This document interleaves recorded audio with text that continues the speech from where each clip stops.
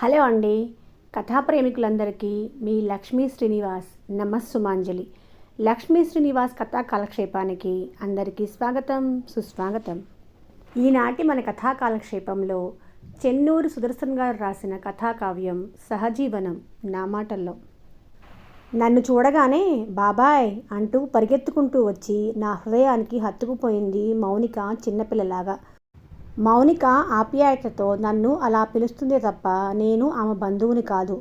మౌనిక ఒక బిడ్డకు తల్లి, వృత్తిరీత్యా డాక్టర్ కూడాను. మౌనిక స్పర్శతో సుదూరంలో ఉన్న నా కూతురు గుర్తుకు వచ్చి చలించిపోయాను. ఎంతకాలమైంది బాబాయ్ మిమ్మల్ని చూసి అంటూ నా భుజం మీద తలపెట్టి కన్నీళ్లు పెట్టుకోసాగింది. నా కళ్ళు చెమర్చాయి. అవి ఆవేదనాశ్రువులో, ఆనంద బాష్పాలో కానీ లిప్తకాలం మౌనంగా ఉండిపోయాను. అవును, దాదాపు 10 సంవత్సరాలు దాటింది కాబోలని మనసు లెక్క వేసుకోసాగింది. పెదవులు విచ్చుకున్నాయి. నన్ను హత్తుకుపోయిన మౌనిక వీపును తట్టాను ప్రేమగా. మౌనిక కడకొంగుతో కన్నీళ్లు తుడుచుకుంటూ సాదరంగా తనని ఇంట్లోకి ఆహ్వానించింది. నా చేతులను తన చేతుల్లోకి తీసుకుని కళ్ళకద్దుకుంది. గతంలో నా ఎదపై చెరగని ముద్ర వేసిన ఇలాంటి దృశ్యమే గుర్తుకు రాసాగింది. ఆ రోజు ఆదివారం ఉదయం పేపర్ చదువుతూ హాల్లో కూర్చున్నాను. గేటు తీసిన అలికిడి. పేపర్ టీపాయ్ మీద పడేసి గుమ్మం తలుపులు తెరిచాను. సార్, టూలెట్ బోర్డ్ చూసి వచ్చాం అన్నాడతను వినయంగా. నేను ఎగాదిగా చూశాను అతనికేసి. బహుశా 25 ఏళ్ళు ఉంటాయి. అతని వెనకాలే ఒక అమ్మాయి. ఎవరెవరుంటారింట్లో అడిగాను. మేమిద్దరమే సార్. నా పేరు మురళి. ఈమె నా గర్ల్ ఫ్రెండ్ మౌనిక. నీ వైఫ్ కాదా అంటూ ఆశ్చర్యంగా అడిగాను. అమ్మాయి కాలేజీ విద్యార్థిలాగా ఉంది తప్ప పెళ్ళైన యువతలా కనపడలేదు. కాదు సార్, జస్ట్ ఫ్రెండ్ అంతే. మా చదువులు ఇంకా పూర్తి కాలేదు. మౌనిక ఇంటర్ పాస్ అయింది. మెడికల్ ఎంట్రన్స్కు ప్రిపేర్ అవుతుంది. నేను LLB మొదటి సంవత్సరం చదువుతున్నాను.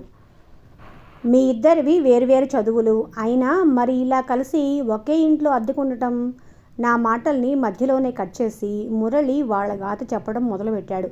సార్, మౌనిక వాళ్ళది చాలా పేద కుటుంబం. వాళ్ళ నాన్న స్కూల్ అటెండర్, అమ్మ గృహిణి. మౌనికకి ఇంకా 2 చెల్లాయిలు ఉన్నారు. అలా చెప్పుకుంటూ వెళ్తుంటే నేను వారిని ఇంట్లోకి ఆహ్వానించి సోఫాలో కూర్చోమన్నాను. నేను వారికెదురుగా కూర్చున్నాను. చెప్పండిక అన్నట్లుగా నాకు కృతజ్ఞతలు తెలియచేసి కూర్చున్నారు వాళ్ళు. మౌనిక తండ్రి వ్యసనపరుడు సార్. బాగా తాగుతాడు. మౌనికను ఇంకా పై చదువులు చదివించలేమని చేతులు ఎత్తేశాడు. మౌనిక నా స్కూల్మేట్. బాగా చదువుకుంటుంది. మా ఊళ్ళో జూనియర్ కాలేజ్ వరకే ఉంది. కాలేజీల్లో మొదటి ర్యాంక్ సాధించిన విద్యార్థిని మౌనిక. అలాంటి సరస్వతీమూర్తి చదువు అంతటితో ఆగిపోకూడదనే ఉద్దేశంతో వాళ్ళ ఇంట్లో వాళ్ళని నేనే బలవంతంగా ఒప్పించి తీసుకొచ్చాను. దయచేసి మీరు ఇల్లు అద్దెకిస్తే ఆమెను హాస్టల్లో ఉంచి చదివించుకోవచ్చుగా.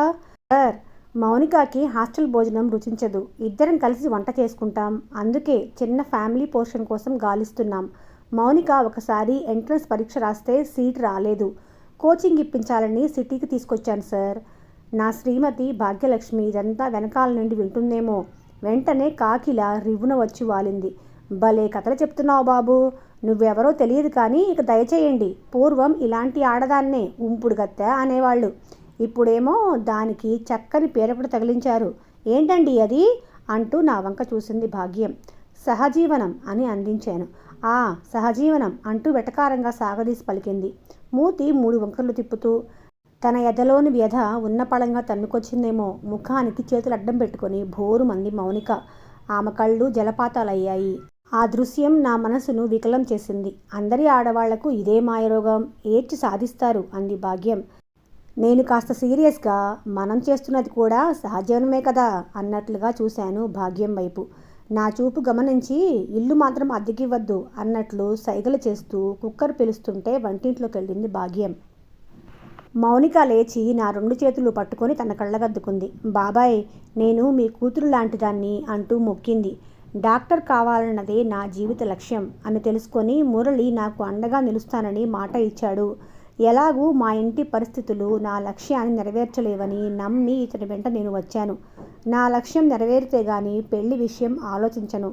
అప్పటి పరిస్థితులను బట్టి బహుశా మేము పెళ్లి కూడా చేసుకుంటామేమో. అంతవరకు మేము స్నేహితుల్లా మీరన్నట్లు సహజీవనం చేస్తాం. 2 మగవాళ్ళు లేదా 2 ఆడవాళ్ళు ఒక ఇంట్లో కలిసి ఉండి చదువుకోవటం తప్పు కానిది. ఒక ఆడ ఒక మగ కలిసి ఉండి చదువుకుంటే తప్పేముంది బాబాయ్. అలా తప్పు పట్టడం ఈ సమాజం మానుకునేలా ప్రవర్తించి చూపిస్తాం అంటూ మనోనిబ్బరంగా చెప్పింది. నేను విస్తుపోయాను. ఆమె మానసిక పరిణతికి, ఆలోచన పరిమళానికి ముగ్ధుణ్ణయ్యాను. నేను ఈ మధ్యనే పదవి విరమణ చేశాను. ఆ రోజు నుంచి నా భాగ్యం అలనాటి సినీ నటి సూర్యకాంతానికి మారుపేరుగా తయారైంది. ఆమె తీసుకునే నిర్ణయాలకు తిరుగు లేకుండా పోతుంది. 2 పిల్లల ఓటు ఆమెకే. ఇదే విషయం ఒకరోజు ప్రస్తావిస్తే భాగ్యం నా మీద విరుచుకుపడింది. ఎన్నడూ పల్లెత్తి మాట కూడా అని నేను చేయి చేసుకోవాల్సి వచ్చింది. అరక్షణంలో మృగంలా మారిన నాపై నాకే అసహ్యమేసింది. భాగ్యం చెప్పా పెట్టకుండా పుట్టింటికి వెళ్ళిపోయింది. చేయి చేసుకున్న విషయం పిల్లలకు కూడా తెలిసింది. నాతో మాట్లాడటం మానేశారు. నేను ఒంటరివాణ్ణయ్యాను. నేను చేసిన పని చాలా తప్పు అని పశ్చాత్తాపపడ్డాను. భాగ్యం నాతో మాట్లాడకపోయినా ఎదురుగా కనపడితే చాలు నా మనసు కుదుటపడుతుందని పరిపరి విధాలా పరితపించిపోయాను. నాకు అమ్మా నాన్న, తోడబుట్టిన వాళ్ళు ఎవ్వరూ లేరు. స్నేహితులతో చెప్పుకోలేని నా బాధ ఎవరితో పంచుకోను? క్షణమొక ప్రాణాంతక యుగంలా గడిపాను. దాదాపు 4 రోజుల తర్వాత భాగ్యం తిరిగి ఇంట్లో కాలు పెట్టింది. ఆ కాలు అలాగే పట్టుకొని నన్ను క్షమించమని వేడుకున్నాను. చాలే సమ్మడం అంటూ నిర్లక్ష్యపు సమాధానమిచ్చి విసవిసా ఇంట్లోకి వెళ్ళింది. భాగ్యం నా ఎదుట కనపడటమే మహాభాగ్యమని సమాధానపడ్డాను. ఒకే ఇంట్లో ఎవరి పడగదుల్లో వాళ్ళం. ఇది నేటి మా జీవన మలిదశ. సహజీవనమే కదా అనే భావన నా మనసులోకి రాగానే భాగ్యం మాట లెక్క చేయకుండా ఆమెపై ప్రతీకారం తీర్చుకుంటున్నాను అనే తృప్తితో మురళి, మౌనికలకు ఆశ్రయం ఇచ్చాను. వారం గడిచింది. మురళి, మౌనికల సహజీవనం పరీక్షించాలనుకున్నాను. ఒకరోజు నా పథకం ప్రకారం రాత్రి 8ంటికి వారి తలుపు తట్టాను. వెంటనే తలుపు తెరుచుకోలేదు. మరోసారి తలుపు తట్టే శబ్దాన్ని పెంచాను. సారీ బాబాయ్, మురళికి భోజనం వడ్డిస్తున్నాను. తలుపు తెరవటం కాస్త ఆలస్యమైంది అంది. చిన్న డైనింగ్ టేబుల్ మీద కన్నులు కింపుగా భోజన పదార్థాలు చూసి మురిసిపోయాను. ఊరికే పలకరించిపోదామని వచ్చానమ్మా, భోంచేయండి, మళ్ళీ వస్తాలే అంటూ వెనుదిరిగాను. ఇంట్లోకొచ్చి హాల్లో వాలు కుర్చీలో నడుము వాల్చాను. భాగ్యం భోంచేసిందేమో మూతి కడకొంగుతో తుడుచుకుంటూ డైనింగ్ హాల్లోంచి బయటకొచ్చింది. ఎక్కడికెళ్ళారు అంటూ నాలుక చివరన జారిన మాట వదిలి తన పడగదిలోకి దారితీసింది. ఎక్కడికి లేదు అంటూ ఆమె వెనకాలే నేను అనాలోచితంగా సమాధానమిచ్చాను. ఇద్దరం కలిసి భోజనం చేసి కూడా చాలా రోజులైంది. ఎలాగూ వండుకోక తప్పదు కనుక అందులోనే పిడికిడి బియ్యం ఎక్కువేస్తోంది భాగ్యం. వడ్డించే సంగతి దేవుడెరుగు. తను నాకంటే ముందే కానిచ్చేస్తుంది. మిగిలిన వంటకాలు వడ్డించుకొని తినే పరిస్థితి నాది. ఇది ఎంతవరకు సమంజసం అనే నా ఆలోచన సనాతన సంప్రదాయమా లేక పదవి విరమణ ప్రభావమా అని మనసు పదే పదే వగచేది. ఈ రోజున మౌనిక మురళికి వడ్డించటం చూసిన తర్వాత నా ప్రాణం కూడా అలాంటి ఆత్మీయ అనుభవం కోసం తహతహలాడిపోయింది. ఒక రకంగా నేను మొండివాడినే. భోజనం వడ్డించమని నేను భాగ్యాన్ని అడగను, కానీ వడ్డించడం ఆమె కనీస ధర్మం కాదా అని భీష్మించుకుని కూర్చుంటాను. అడగందే అమ్మైనా బొమ్మ పెట్టదు అనే సామెత నాకు వర్తిస్తుందా అనే తలంపుతో పెదవులపై చిరునవ్వు విచ్చుకుంది. కడుపులో ఎలుకలు పరిగెడుతున్నాయి. ఎవరైనా వడ్డించాలని కడుపు ఎదురు చూడదుగా. దాన్ని శాంతపరచాలని కుర్చీలో నుండి లేచాను. ఆ వేళ ఎంసెట్ ఎంట్రన్స్. ఉదయం 8 కావస్తుంది. నా ప్రాణమంతా అగులు బుగులు కాసాగింది. మా బాబు ఎంసెట్ రాసినప్పుడు కూడా ఇంతగా నేను జావకారిపోలేదు. నా కళ్ళు పదే పదే గడియారం మీద వాలుతున్నాయి. గుండె చప్పుడు క్రమేణా అధికం కాసాగింది. టిఫిన్ తినాలన్న ధ్యాసే లేదు. ఒకసారి వెళ్ళి మౌనికకు ధైర్యం చెప్పాలని నా కాళ్ళు మాటి మాటికి అటువైపే దారి చూపెడుతున్నాయి. ఇంతలో మౌనిక ఏడుపు తారాస్థాయిలో వినరావటంతో ఉన్న పళంగా అటు పరిగెత్తాను. మురళి విషయం చెప్పగానే మ్రాన్పడిపోయాను. మౌనిక తండ్రి గారు హార్ట్అటాక్ వల్ల కాలం చేశాడని మురళి పాలేరు కనకయ్య కబురు తెచ్చాడు. నేనే ఢీలా పడిపోతే లాభం లేదు. మౌనిక చేత ఎలాగైనా పరీక్ష రాయించాలి. ఈ కారణంగా ఆమె లక్ష్యం అలక్ష్యమైపోకూడదని ముందుగా మురళికి ధైర్యం చెప్పి మౌనిక వద్దకు వెళ్ళాను. నన్ను చూడగానే బాబాయ్ అంటూ మౌనిక గుండె పగిలేలా ఏడ్చింది. ఆమెను ఊరడించడం నా వల్ల కాలేదు. మౌనిక, ఇటువంటి సందర్భంలోనే ధైర్యం వహించాలమ్మా. ఇవన్నీ భగవంతుడు మనకు పెట్టే పరీక్షలు తల్లి. ఇవి తట్టుకున్నప్పుడే మనం మన జీవిత లక్ష్యాన్ని ఛేదించగలం. ఎన్నాళ్ళు చదివిన చదువు అంతా వ్యర్థమైపోతుందిరా. మురళి పడిన కష్టం బూడిద పాలు చేస్తావా? అహర్నిశలో నువ్వు పడిన శ్రమ ఏటిపాలు చేస్తావా? మౌనిక, ధైర్యం తెచ్చుకోమ్మా. నీ అభీష్టం గుర్తు తెచ్చుకో. నీ మీద నీ కుటుంబం ఆధారపడి ఉంది. ఇప్పుడు మీ ఇంటికి నువ్వే పెద్ద దిక్కు. గతించిన కాలాన్ని మనం వెనక్కి తీసుకొని రాలేము అని ధైర్యం చెప్పాను. కాసేపటికి మౌనిక కాస్త నెమ్మదించింది. నేను కనకయ్యతో వెళ్ళి అంతిమ సంస్కారాలకు ఏర్పాటు చేయిస్తాను అంటూ మౌనికతో పరీక్ష రాయించే బాధ్యత మురళికి అప్పగించి వాళ్ళ ఊరెళ్ళాను. దారిలో కనకయ్య నాకు మురళి వృత్తాంతమంతా చెప్పాడు. మురళి వాళ్ళది వ్యవసాయ కుటుంబం. వాళ్ళు 4 అన్నదమ్ములు. మురళి అందరికంటే చిన్నవాడు. మురళి చిన్నతనంలోనే తండ్రి పోయాడు. మురళి అన్నలు ఎవరు చదువుకోలేదు, అంతా వ్యవసాయదారులే. మురళిని బాగా చదివించాలనే తల్లి ప్రోద్బలం వల్ల మురళి పట్నంలో ఉంచి చదివిస్తున్నారు అన్నదమ్ములు. దాయాదుల వల్ల మురళి కుటుంబానికి అన్యాయం జరిగింది. న్యాయం కోసం పోరాడాలంటే న్యాయవాద వృత్తి చేపట్టాలి అన్నది మురళి ఆలోచన.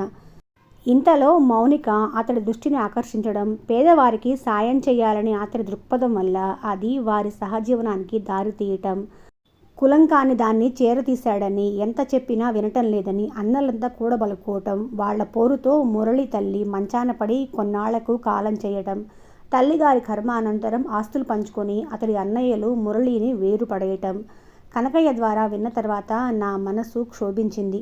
మౌనిక మురళి సహజీవనం వర్ధిల్లాలని ఆ భగవంతుడిని ప్రార్థించాను. మౌనిక తండ్రి దహన సంస్కారానికి ఏర్పాట్లన్నీ పూర్తయ్యాయి. మురళి మౌనిక వచ్చేసరికి సాయంత్రం 7 అయింది. చితికి మురళి నిప్పంటించాడు. మురళి తాలూకు వారెవ్వరూ ఈ కార్యక్రమానికి రాలేదు. మౌనికకు మెడికల్ సీట్ రావటం చూసి అందరికంటే ఎక్కువగా ఆనందించింది నేనే. మా ఇల్లు ఖాళీ చేసి వెళ్తుంటే నా కళ్ళు చెమర్చాయి. అప్పుడు కూడా మౌనిక నా చేతులు పట్టుకొని తన కళ్ళకద్దుకుంటూ నన్ను ఓదార్చింది. తిరిగి ఇన్నాళ్లకు మౌనికను చూడగలిగాను. మళ్ళీ ఇలా ఇప్పుడు నా చేతుల్లో మౌనిక. నమస్తే అంకుల్ అంటూ మురళి చేసిన అభివాదంతో గతం నుంచి తేరుకున్నాను. వెనకాలే వాళ్ల కూతురు, అచ్చు మురళి రూపురేఖలే. చూడముచ్చటగా ఉంది. ఆ అమ్మాయి జ్యోతి అని పరిచయం చేసి, తాతయ్యకి వాటర్ తీసుకురమ్మా, అలాగే కాఫీ కూడా అంటూ పురమాయించింది మౌనిక. మురళి లాంటివారు లోకంలో అరుదు బాబాయ్. మా కుటుంబ భారమంతా తనే మోశాడు. మా అమ్మకు మా నాన్న జాబ్ ఇప్పించాడు. నా చెల్లెళ్లకు పెళ్ళిళ్ళు చేయించాడు అని మౌనిక చెప్తుంటే, మౌనిక అది నా బాధ్యత. నువ్వు నా దానివైనప్పుడు నీ వాళ్ళంతా నా వాళ్ళు కదా. ఇందులో నా గొప్పతనమేముంది? నీ సహకారం లేనిదే ఇదంతా నాకు సాధ్యమయ్యేదా అన్నాడు మురళి మెచ్చుకోలుగా. మురళికి చేతులెత్తి మొక్కాను. వద్దు బాబాయ్, అలా చేయకండి. మమ్మల్ని ఆశీర్వదించాల్సిన చేతులు మీవి. మీరు ఆ రోజు మాకు మీ ఇల్లు అద్దెకు ఇవ్వటం, మీరు సహకారం అందించడం వల్లనే మా జీవితాలు ఈరోజు ఇలా నిలబడ్డాయి. అవును బాబాయ్, పిన్నెలా ఉంది? బాగానే ఉందమ్మా అంటూ ఉంటే మౌనిక కూతురు జ్యోతి నీళ్ళ గ్లాస్ నాకు అందించి తిరిగి లోపలికి వెళ్ళిపోయింది. గ్లాసు సగం వరకు ఖాళీ చేసి, ఒక ముఖ్య విషయం చెప్దామని వచ్చానమ్మా అన్నాను. మురళి మౌనిక ఒకరినొకరు చూసుకున్నారు. ఏమిటా ముఖ్య విషయం అన్నట్లుగా. ఇన్నాళ్ళు మీరు కలిసి అన్యోన్యంగా జీవించారు. అది మీ జీవన తొలిదశ. చాలా సంతోషం. కానీ ఇక ముందు కూడా ఇదే విధానాన్ని మీ మలిదశలో సైతం కొనసాగించాలి అని చెప్పటానికి వచ్చాను. అర్థం కానట్లుగా ఇరువురు నా వంక చూశారు. మనం నిత్యం వార్తల్లో చూస్తూనే ఉన్నాం. దాదాపు చాలామంది దంపతులు తొలిదశ జీవనంలా తమ మలిదశ జీవితాన్ని కొనసాగించటం లేదు. మధ్య వయస్కులో వారు పేరుకు మాత్రమే దంపతులుగా సహజీవనం చేస్తున్నారు. వారి జీవితపు తొలిదశలోని అనురాగాలు, ఆప్యాయతలు తర్వాతి కాలంలో కనుమరుగవుతున్నాయి అంటూ లిప్తకాలం ఆగిపోయాను. నా గొంతు తడారిపోయింది. గ్లాసులో మిగిలిన నీళ్లు ఖాళీ చేసి గొంతు సర్దుకున్నాను. మీ సహజీవనాన్ని దాంపత్య జీవనంగా మలుచుకున్నారు. దాంపత్య జీవనం అంటే స్త్రీ పురుషుని కలయికే ప్రధానం కాదు. సతీ సమేత అనురాగ సహజీవనం. ఇక ముందు కూడా ఎంత వయసు వచ్చినా ఆ అనురాగాన్ని ఇలాగే కొనసాగించాలి అని తిరిగి చెప్పసాగాను. నేను మురళిలాగే నా భాగ్యలక్ష్మి కోసం శ్రమించాను. మా వివాహ సమయానికి ఆమె 10వ తరగతి తప్పింది. ఆడది వంటగదికి పరిమితం కాకూడదని స్వయంగా నేనే ఆమెకు చదువు చెప్పి కోచింగ్ ఇప్పించి BA పూర్తి చేయించాను. టీచర్ ఉద్యోగంలో పదవీ విరమణకు దగ్గరలో ఉంది. పిల్లలిద్దరూ వారి జీవితాల్లో సెటిల్ అయ్యారు. ఇక మేము ఏ చీకు చింత లేకుండా హాయిగా ఉండాల్సిన వాళ్ళం. కానీ మా మధ్య అన్యోన్యత, అనురాగం కరువై ఎవరికి వారే యమునా తీరే అన్నట్లుగా సహజీవనం కొనసాగిస్తున్నాం. మీరు అలాంటి దుస్థితి తెచ్చుకోకూడదని చెప్పటానికి ఇంత దూరం వచ్చాను అంటుంటే అప్రయత్నంగా నా కళ్ళు వర్షించసాగాయి. కళ్ళు చేతి రుమాలతో తుడుచుకోబోతుంటే ఎదురుగా మసకగా భాగ్యలక్ష్మి. నా కళ్ళను నేనే నమ్మలేకపోయాను. కళ్ళు మరింత గట్టిగా చికిలించి చూడసాగాను. భాగ్యలక్ష్మి వంటగదిలోంచి హాల్లోకి కాఫీ కప్పులతో వస్తుంది. నేను నిర్ఘాంతపోయాను. ఆమె మానసిక తర్పణమైన వదనంలో పశ్చాత్తాపం గోచరిస్తుంది. అది నా మోము పరావర్తనమే. బాబాయ్, మీలాగే పిన్ని కూడా మా మలిదశ జీవనంలో విఘాతాలు తెచ్చుకోవద్దని చెప్పడానికే వచ్చింది అంటూ మురళి వంక చూసింది. మురళి కానిమ్మన్నట్లు కళ్ళతో సంకేతమిచ్చాడు. బాబాయ్, పిన్ని మాట కరుకే గాని మనసు వెన్నలాంటిది. మేము ఆనాడే మీ మలిదశ జీవనయానాన్ని గమనించాం. అప్పుడు మీకు చెప్పే వయసు కాదు మాది. ఇప్పుడు ఒక డాక్టర్గా మీకు సలహా ఇవ్వటం అవసరం అనుకుంటాను. స్త్రీకి ఋతుక్రమం ఆగిన తర్వాత మానసిక పరివర్తనలు రావటం సహజం. ఈ దశలో భర్త, పిల్లలు తన మాట జవదాటకూడదు అనే మంకుపట్టత పెరుగుతుంది. తన పుట్టింటి వారిని అవమానకరంగా మాట్లాడితే ఏ మాత్రం సహించలేదు. పదవీ విరమణ అనంతరం సకల సౌకర్యాలు అందటం లేదని, తన మాటలకు విలువ ఇవ్వటం లేదని ప్రతి మగవాడు ఆవేదన పడుతూ ఉంటాడు. ఇరువురు పంతాలకు పట్టింపులకు పోయి లోలోన బాధపడతారే తప్ప మనసు విప్పి మాట్లాడుకోరు. ఇదివరకట్లా సర్దుకుపోలేరు. ముఖ్యంగా భార్యాభర్తలు ఒకరినొకరు క్షమాపణల కోసం మనసులో కక్ష పెంచుకోకుండా మసలుకుంటే మనుగడ ఏ దశలో అయినా విరబూసిన మల్లెపూదోట అవుతుంది బాబాయ్ అంటూ గీతోపదేశం చేసింది మౌనిక. మౌనిక మాటలు అక్షర సత్యాలనిపించింది. మౌనంగా లేచి భాగ్యం వైపు దీనంగా చూశాను. భాగ్యం కళ్ళు కన్నీటి కడవలయ్యాయి. ఇరువురి అడుగులు చేరువ కాసాగాయి. ఇదేనండి సహజీవనం కథ. కథ ఎలా ఉందో తప్పకుండా కమెంట్స్లో తెలియచేయండి. మన కథా ప్రయాణం కొనసాగుతూనే ఉంటుంది. ఆ ప్రయాణంలో మీరు కూడా భాగమయ్యేందుకు మన ఛానల్ను తప్పకుండా సబ్స్క్రైబ్ చేసుకొని సపోర్ట్ చేయండి. అలాగే ఇప్పటి వరకు మన కథలు విన్నవాళ్ళు మీకు నచ్చినట్లయితే తప్పకుండా లైక్ కూడా చేయండి. మళ్ళీ రేపు కలుసుకుందాం.